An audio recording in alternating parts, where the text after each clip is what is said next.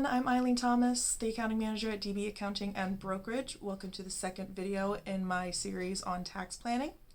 Since it's so difficult to generalize planning due to its client-specific nature, I thought I'd just cover some of the techniques that accountants traditionally use. As I said in the first planning video, the goal is to smooth out your taxes over multiple years. And to do that, you basically have the option to accelerate your income or accelerate your expenses into the current tax year. Expense acceleration or income deferral is the most common method used and known.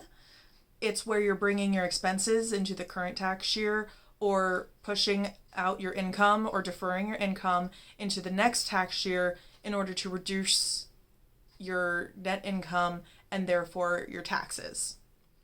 A common way of accelerating your expenses is by investing in fixed assets.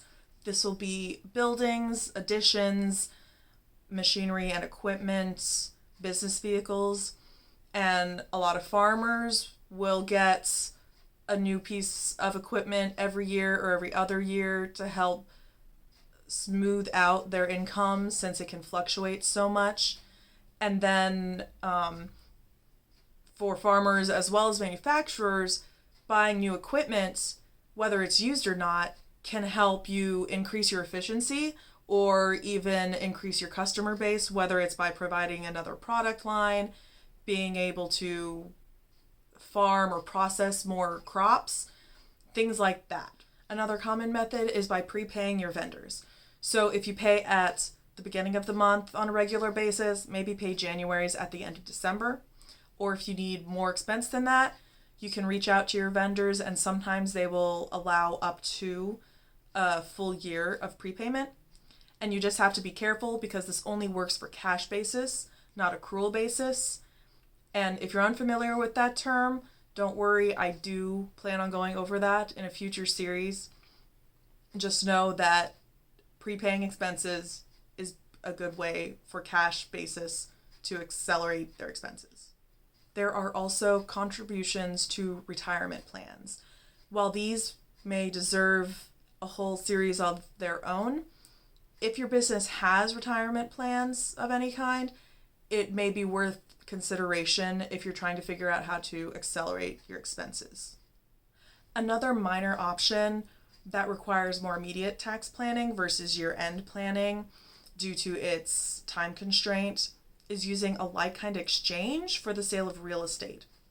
This would be like trading your rental for an empty lot, or maybe just a rental that's closer and easier for you to take care of, because almost any property sale is going to be taxed. Unless it's your personal residence, you're likely to be taxed on the gain. So the like-kind exchange allows you to defer the gain that you would otherwise have to pay taxes on, and you can defer it into a future year where you know you can afford to pay the taxes on it, or maybe you know you'll be in a lower tax bracket.